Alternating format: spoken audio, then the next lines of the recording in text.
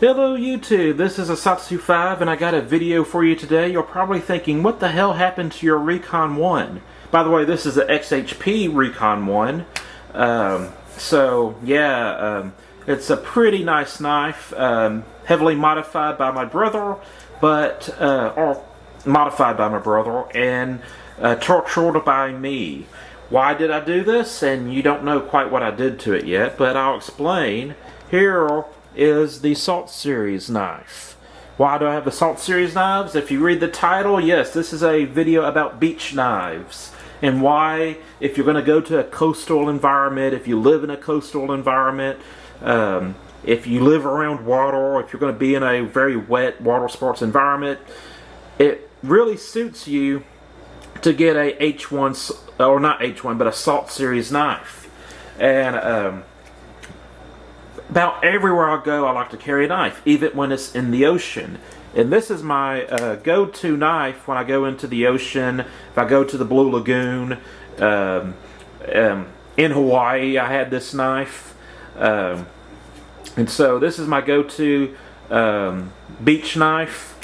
And so it's cool. It's H1. H1 is considered an exotic steel. It's technically not a steel because it's hardened with carbon, meaning it's hardened with nitrogen. It's a nitrogen alloy instead of carbon. So it holds a decent edge and it gets razor sharp. Can't ask more for that, and it does not rust. It cannot rust. This rust right here at the one is simply tooling from the machine that's deposited in there. So this knife, and it's not in focus. Let's see if I can get it to focus. Focus. Yes!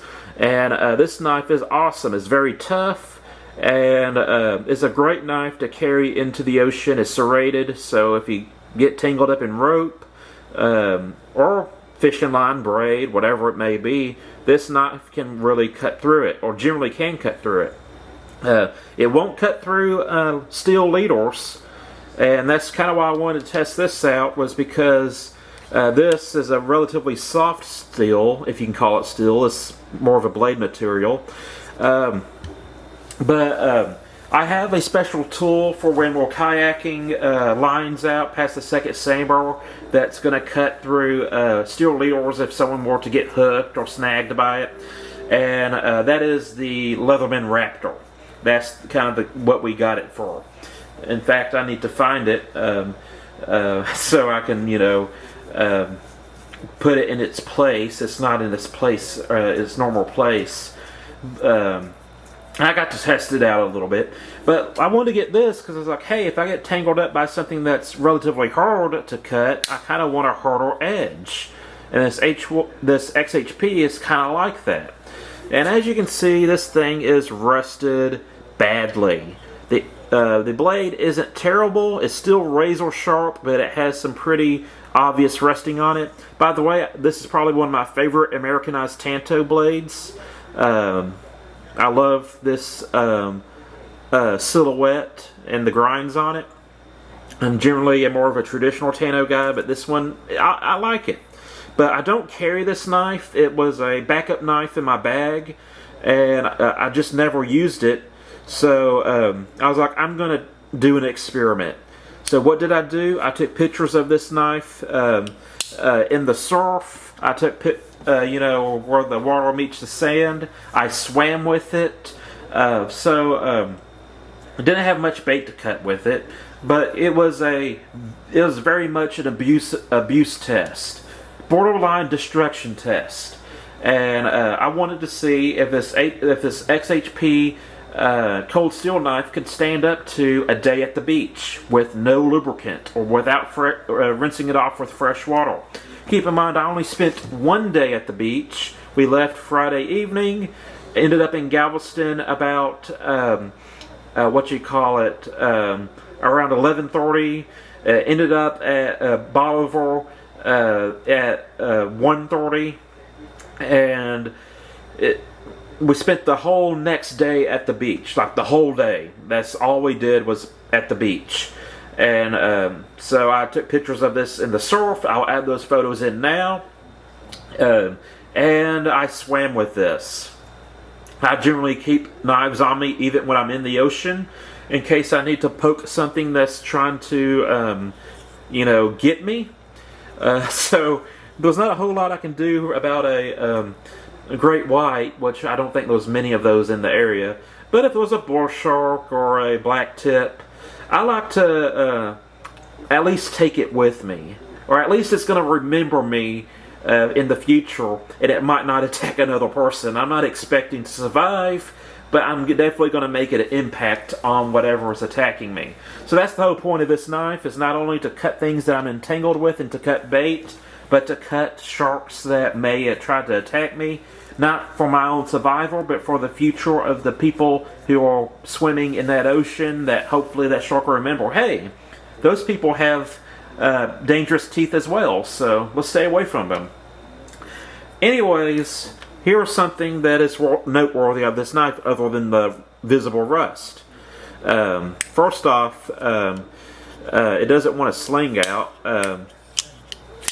Got it done, but wait, there's a catch. See that?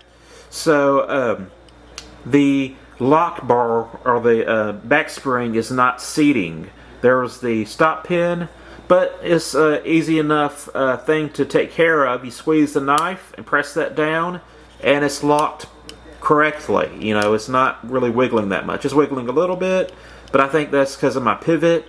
But when it's like this, it's a little bit more difficult to sling out. And then again, you don't want this in your pocket without that back spring on there. So, yeah, there we go. Like I said, this is not a beach knife. This is a pretty hardcore user knife. You can really use it really hard, but it's not something you want to take to the beach. And that's the point of this video, is that if you're going to be in a coastal environment, get a coastal friendly knife. I know this Pacific Salt isn't the prettiest knife in the world, but if you drop it, you're probably going to find it.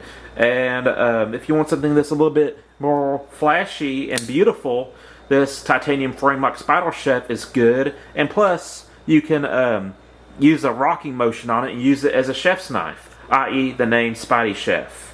This is my brother's. He loves it. He carries it quite a bit. Titanium frame lock, titanium wire pocket clip. Let's see if I can get that to focus. There you go. It's beautiful. I love it. And then this is my dive knife. It's kind of a unicorn now. This is the Spyderco Warrior, if you've never seen it. And this was my dive knife. I've dove with it probably 3 or 4 times, and all in freshwater. Did not take this to Hawaii with me because it's discontinued, and I would have been devastated if it got lost in the luggage or if someone stole it from my luggage. So this is only for local trips, not on airplanes. I'm going to have to get me another dive knife to fly with. But got a custom sheath from River City Sheaths. Mike made this for me, and he's pretty famous for his Royal sheaths and his Southern Comfort sheaths. I think he's probably more well known for his Southern Comfort sheaths for carrying buoys. But Sal Glasser has one of his sheaths for the Warrior, and I saw it on the forums. I was like, I gotta have that. So I contacted Mike from River City Sheaths. I told him I wanted a high vis sheath, and this is the highest vis sheath that he has, and it's the color of sand. So that's kind of funny, but this is my dive knife. I wear it vertically, and I am the only person in my dive group that carries a knife that's capable of shaving. Everybody else's dive knife is made out of titanium or 420 J2, which is a it should not be on a blade. It should only be used for handle material or fittings. But anyways, I do carry this to the coast occasionally. Again, if I get attacked by something menacing, it's going to remember me. I'm probably not going to survive, but it's going to remember me, and humans in the future is the goal. But that's it. That's the video. If I forgot to add the photos in, I'll add the photos in now. From my last beach trip. I am not going to send this in to warranty, because that would be pretty weak of me to go out of my way to destroy a knife and then expect the warranty to take care of it. And and I don't even know if they still use XHP on the Recon ones, but anyways, this was a partially serrated blade, and my brother will ground the serrations off. I might try taking this knife apart and cleaning it and try to restore it, but it's not a knife that I was heavily attached to. Like I said, I love the Tanto on it, but it's not a knife that I necessarily used or liked for, you know, as a EDC knife. It was more of a backup knife for me, and it's just this was an experiment in every sense of the world, and that's what happens when you carry a standard tactical knife in a coastal environment, saltwater, fish, whatever. So I would highly encourage you to get the Pacific Salt, Atlantic Salt, Tasman Salt if you like hawkbills, the Spidey Chef if you want something that's more elegant and you want to impress your friends with a nice looking knife and not something that's utilitarian like this. And you can't get this anymore unless you go on the forums or maybe eBay. So that's it. That's the video. Thank you for watching. I am Asatsu5 and I'm out.